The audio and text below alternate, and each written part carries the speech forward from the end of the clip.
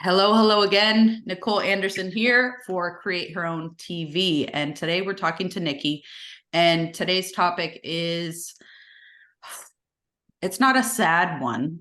It could be a sad one. It could be a happy journey. We're going to talk about IVF, and Nikki is going to go through her process and what happened when her and her husband went through it. And I just want you to just quickly introduce yourself and then tell us how you arrived at IVF as an option for you. Yeah, absolutely. Nicole, thank you so much for having me today. I'm Nikki Trotter, and like Nicole said, I have been through the IVF process. And it all started once Mark and I got married. We started trying for kids right away. It was something that we knew we wanted from one of our first dates. We both knew that we both wanted children. And, we spent 6 months and nothing happened. And so we went ahead and I went to the OBGYN and was like, hey, like, this is what's going on. And up to this point, I had severe pain with all of my cycles, from the time that I was 12 all the way. Yes, all the way till now. And everybody always told me, oh, it's normal. What you're experiencing is normal. And I mean, like, heavy cycles too, with, cramps, back cramps, like just all of it. And so I've been told that this has been normal my whole life. And so, and even now at the 6-month mark, I was 30 when we got married. So that was kind of the point where you're at that age and nothing's happened within 6 months. Still had to go to the doctor. And so we did. And then we did 6 months of medicated cycles where I took Clomid on the first day of my period, and still nothing, still just kind of, extreme pain. And so then we finally went to, or got referred to, National Fertility Center and saw Dr. Van Heerdam. She is absolutely wonderful. I got to Zoom with her first, and so we talked about some things. And she was the first person to tell me the pain that I was experiencing was not normal. And she said, I want to go in and look to see what's going on. This will kind of give us a better, baseline to know what we're working with as far as, your reproductive system. And she How got sad, it. though, really quick, is that you went from 12 to 30 and Yes. people were telling you the entire time that it was normal. Like, that's so frustrating to me. I can't imagine. Yeah, and it was. And that, is one of the biggest things that I want people to take away. It's like, if you're hurting and it's not normal for you, speak up and advocate for yourself. Right. Because by the time Dr. Van Heeren got in there, I was covered in endometriosis. I lost a fallopian tube. She had to go and clean all of the endometriosis out. It had already started to infiltrate my uterus. So the uterus had endometriosis growth in it, in addition to it, being outside of my uterus and on organs and things like that. And so we did that, and we started kind of the process. There was some weight that I did need to lose for us to be able to kind of start it. Did it, that was no problem. And she had to put me on medicine during that time to make sure that the endometriosis didn't grow back. And so we got through that. That took us about 9 months. And then August of 2021 is when we started the medication for my egg retrieval. And so it was shots every day. It was making sure that I took shots to help my ovary kind of mass produce eggs. And while also taking medicine to keep my body from ovulating all of those eggs. And, it's going every other day for, vaginal ultrasounds, blood work. You kind of feel like a pin cushion at that point in time. And so we finally got there. We got to that point, and they have you come in and do put you to sleep, thank goodness. But then they take this super long hollow needle and go in and, get those eggs. Women can produce anywhere from 2 eggs. I've heard as high as 40. I had 8.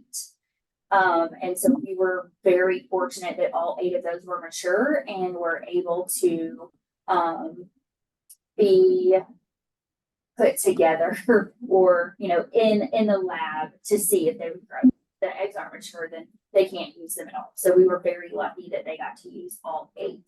And so they took my eggs and Mark's sperm, and we were able to get 4 embryos that grew. 2 of them ended up having genetic issues with them, so we couldn't use them. Oh But we my got gosh. a healthy girl. The Which, stress of that, like, like you could up to 40, but we've got 8. No, just kidding. We have 4. No, hold on, it's only 2. Like, oh my gosh, I can't imagine the stress of that. I can't imagine. I was really upset when they came in after my egg retrieval, and they were like, "We got 8," and I was like, "You only got 8," and like I had to keep reminding myself it only takes 1. Mhm. It only takes 1. And then, they had told us to be prepared for some of them not to fertilize, for some of them to be, cut down in the genetic testing process, and so forth and so on. And so we had a healthy boy and a healthy girl embryo that we were just super excited about. But because of all of the medicine and all of the estrogen and progesterone and everything that they were pumping my body with, I had to take 3 months and pretty much put my body back into menopause to make sure that that we didn't grow any excess endometriosis in this process. So from September to December, I was taking a monthly shot. And then January, we started the process for our first embryo transfer. Again, it's much of the same. You're on estrogen patches, you're giving yourself progesterone shots. And those are the worst. Like the needle on those things is like yay long, and it's like a thick oil. And they have to go in your hips. And so I'm like excessively bruised. I'm like, if anybody saw this, they would think that they'd call the cops. And then, occasionally you go to give yourself one and it's just blood everywhere. And so it's just one of those things. And you have to do it at the same time every day. So I did progesterone shots at church. I did progesterone shots at concerts, when we went to the movies. And so it was kind of all of those things, in addition to continuous ultrasounds and blood work to monitor your levels. And so we finally got to a point where they're like, okay, we're ready to transfer. So it's like, okay. So we went in for our first transfer, just excited. It's supposed to be a pretty quick process. But this is when we found out that my cervix kind of takes a 90-degree angle. And so it was like crazy, just, trying to even get the catheter in to, transfer the embryo. And so we did that. You wait 2 weeks, you're continuing to do, these progesterone shots while you wait. And then we got the phone call that it was a chemical pregnancy. And so essentially what happened is the embryo had attached and for whatever reason stopped growing in that 2-week period of time. My HCG level was at a 1. So that's kind of the indication for them as to why they believed it to be chemical. So it's like, okay, that's okay. We are going to go through. We still have another embryo. We decided to do what's called a mock cycle. That's where you go through the entire process with the intention of not transferring, because on the day that they would have transferred, they went in and did a biopsy of my uterus to see, was I getting enough progesterone? Was there any inflammation? Is there, because sometimes if your progesterone level is off by 3 hours or 6 hours, 6 hours too late, or 3 hours too soon, it can cause the embryo not to take. So it's like, okay, this will give us. How do they figure all this shit out? How do they know that? Science is insane to me. Oh my gosh. And so it's like, okay. And that was just horrific. Like, they gave me Valium for the transfers and they gave me Valium for this, but this was just a nightmare. Trying to go in and get a biopsy of your uterus is, through all of this, the most painful thing I've experienced. And because my cervix being the funny shape that it is, that didn't make things any easier. So, but we get through it. The test results come back and there wasn't any uterine tissue in the sample.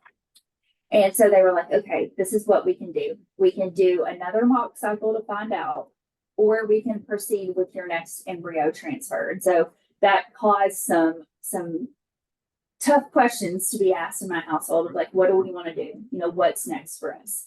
And so we decided that we were going to go ahead and go through with the embryo transfer. And because they had told us, hey, at any point in time, if you feel uneasy about this, we can easily make this a mock cycle, because the process is exactly the same. Okay. So like, okay. I was like, okay, good. All right, then let's do this. And so during this particular cycle, we found out that I had developed a massive cyst on one of my ovaries. And it wasn't just like a fluid filled cyst, it's what they call a chocolate cyst. So it's blood filled. And Oh so my we gosh. got surgery again. And this time the endometriosis was even worse than it was before. I mean, it was all over my bladder, all over my colon, like my uterus and bladder had actually been fused together by the endometriosis that had grown. And so this particular surgery, I lost the other fallopian tube, and then she had to clean that up again. And so it was like, okay, I'm glad that this happened and we didn't, immediately transfer, because the chances of it working at that point were pretty slim. Right. And so we went ahead again for the next 3 months, put my body in menopause, and then went through the process all over again for our second embryo transfer. This one was really uneventful from a, here's bad news standpoint. This one was so easy. They went in and put a stitch in my uterus so that they could manipulate it to easily get the catheter in. And the transfer the second time, literally, I think took 45 seconds from the time that they rolled me back there. Oh And my gosh. it was easy. Like, it wasn't painful. It was, that stitch made all the difference. So I was like, this is it. This was too easy. This process was getting too busy. And then 2 weeks later, we got the phone call that didn't work either, and that my test this time was completely negative, and my HCG was at a 0. And so that's when we really had to stop and ask ourselves, do we want to continue doing this, knowing how my body was reacting to it? Yeah. Or is it? And so for us, it was time that we stopped. And then 2 months later, I made a decision to have a hold. And I'm glad that I did, because everything in there was just a war zone again. And so, yeah, that's kind of our story from beginning to end as far as, the medical stuff goes. There were some, financial hurdles that we had to overcome. Oh gosh. I've heard how much that costs. It's Yes. And you know what? I'm very blessed because I have coverage through work. oh wow.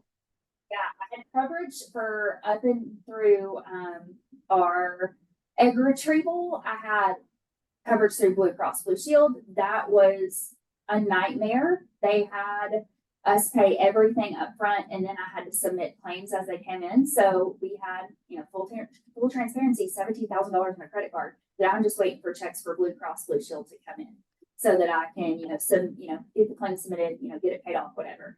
And then they tried to say, oh, well, we're only going to cover 60%. And I was like, no, we're not doing this. And so we were able to work with them and got them. I think they reimbursed us all but like $300.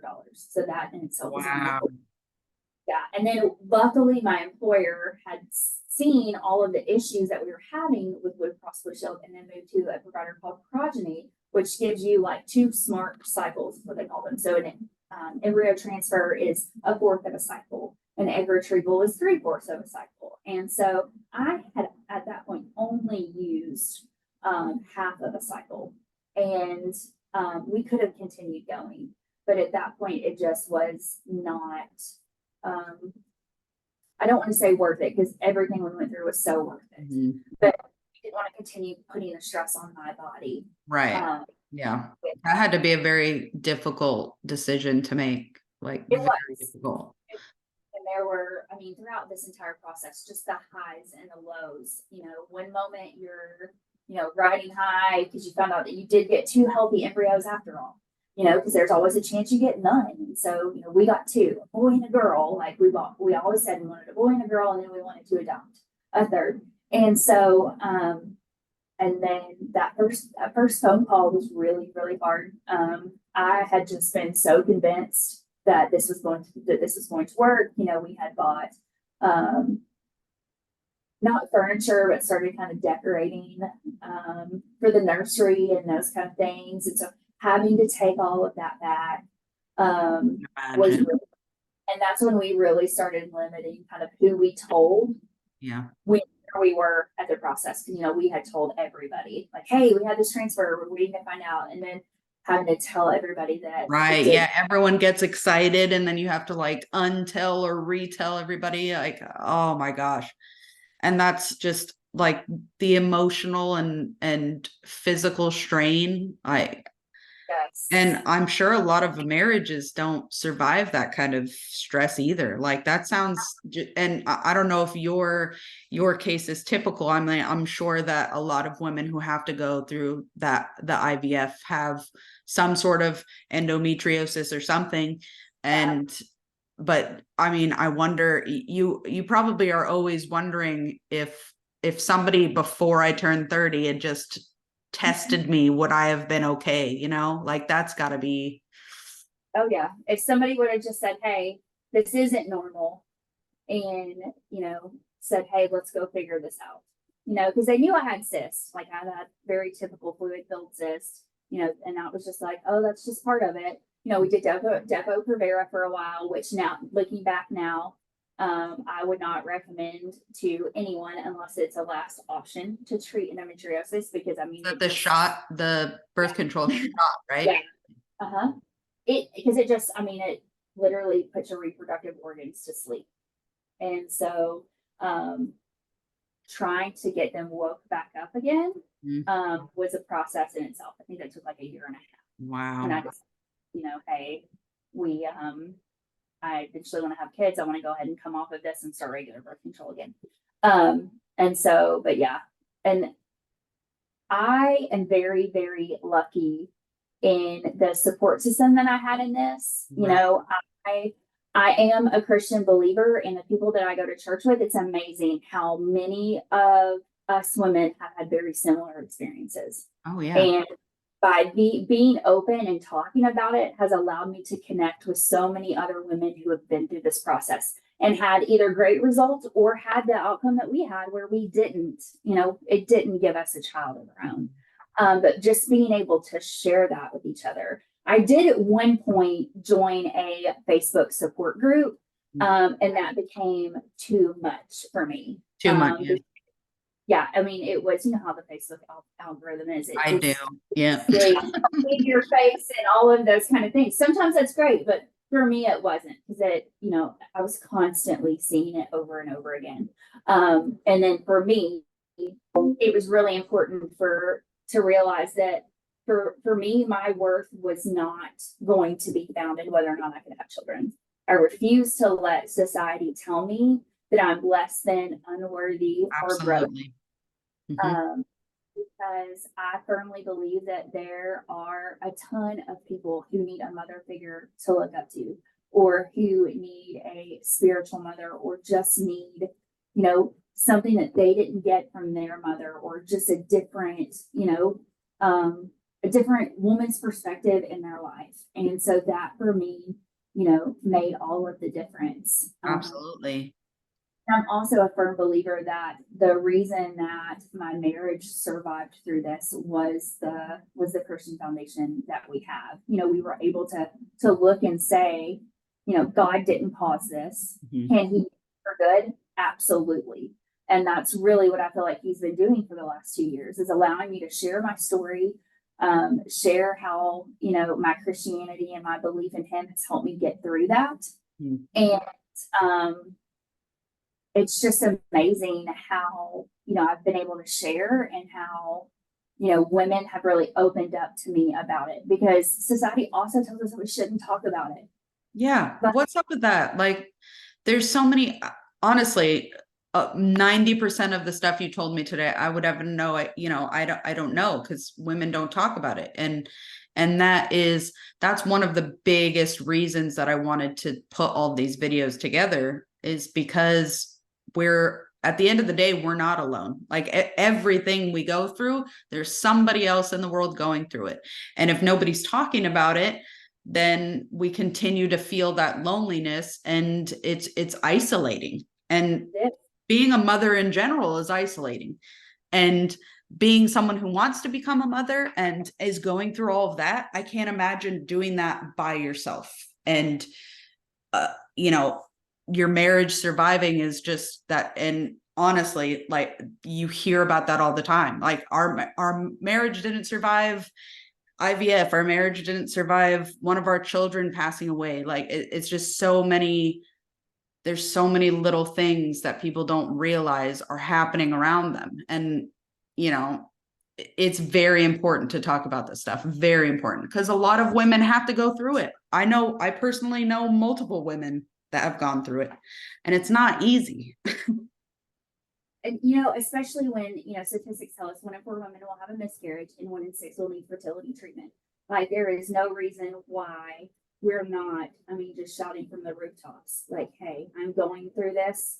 Like, I need help. I need support, because that's another thing, being able to know internally, like, when do you need help? When do I reach out? Like, when do I go to my support system? Because that was also something that I kind of had to learn. Especially in the later half, when we weren't telling as many people, and we were just letting people know, oh, we're still blessed, hopefully we'll know more soon. Then I had to be like, okay, who are my closest people? Yeah. Who can I go to and say, hey, like, this is what's going on, this is where I'm at, help talk me through this. And then too, I didn't need this, but therapy. I've gone to therapy in other times in my life, and it was absolutely a godsend. And so I encourage you, go talk to somebody. The great thing about talking to a therapist is they don't know you. Yep. They don't, you get to go and you just get to share how you feel and what's going on in your life. And you have an unbiased person that is there to help you through that. And so that's or whether you're going through IVF or not, life happens to all of us. I feel like we all need a little bit of therapy, to be honest. Anybody who thinks that they don't, or that things are too good to have therapy, might want to reassess. No, we're all a little bit. This is my quote. My motto for life is we're all a little bit fucked up.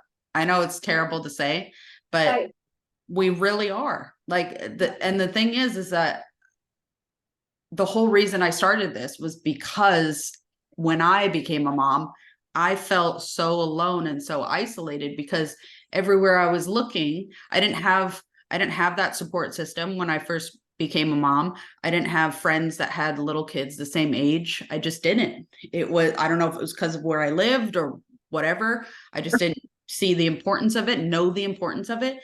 But I don't want any more women to feel like they're going through it by themselves, because we're not, because everybody is a little bit fucked up. we're all worried daily, whether we're doing enough, whether we're not doing enough, and it's just, it's insane that highlight reel of social media is just, it's breaking a lot of women. And I want, these open conversations like this, especially about IVF. There's probably hundreds of thousands of women, if not millions, going through it right now. And who do you turn to for support? And how do you keep your marriage or your partnership strong through that process? Because it's a stressful, very stressful life process. And it's important to hear from people that have gone through it. Like, listen, we're out the other side. Yes. We went through it. We decided together that we were going to put, whatever we decided together, that's what we decided. And we're a partnership, and now we're sharing it with other people, because I can't imagine, honestly. You were shafted from the ages of 12 to 30, because that's yes, anything. Yeah. And if you learn anything from this, advocate for yourself, 100% advocate for yourself, because doctors, for the most part, are going through a book. They learned one way. There's not, not talking badly on doctors, because they have their time and place, but your body more than anybody else does, anyone else on the planet. Yes. And my big thing is, if a doctor is not willing to listen to you, or not willing to even consider what you're saying, and even just want to do further testing, then it's time to find a new doctor. Because the last thing I tell, like, all of my friends who have kids that are kind of in their teenage years and their 20s, I tell my cousins, like, This is not normal. Mhm. Do not find yourself in a position like I found mine, wishing that I just would have went and found somebody else, or I wish I just would have spoke up and said, I don't think that this is normal. Your intuition, I would say 9 out of 10 times is always correct. Yep. So listen to it. You know, if something's off, then something's off. And it's okay to find somebody or keep visiting doctors until you find that doctor that will listen to you. I mean, it can just make a world of difference. I think we do that to ourselves a lot, don't we? Yeah, We and especially as women, you know, oh I feel yeah. like when we talk about having pain of any kind, it's just like, oh, she's fine.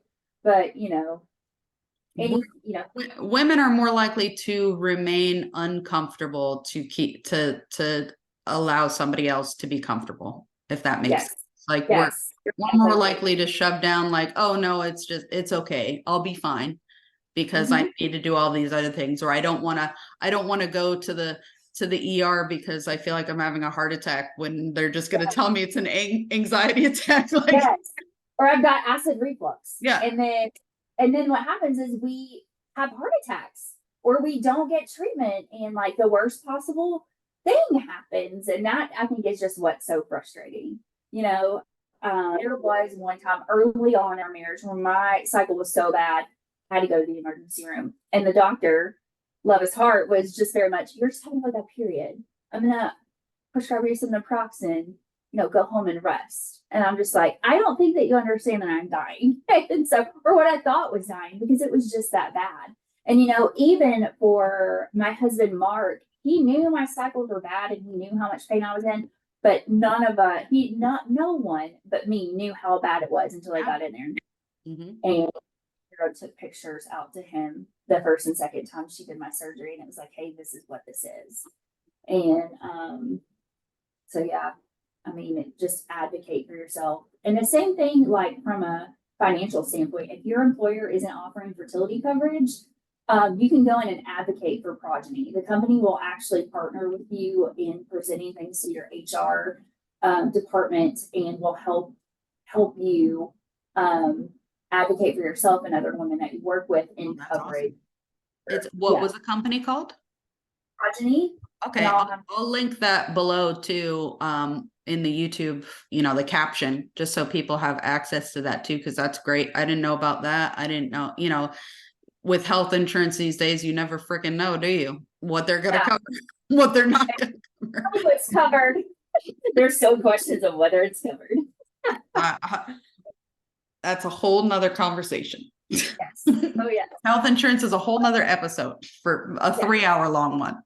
I really appreciate you sitting down and talking about your journey today for other women that are going through it. Do you want to end with any like words of encouragement or anybody that's facing this journey, this battle?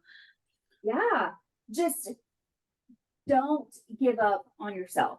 You know, your body may be, you know, trying to do something completely different than what you want it to. But you are still you. You are still just as valuable. You are still just as important.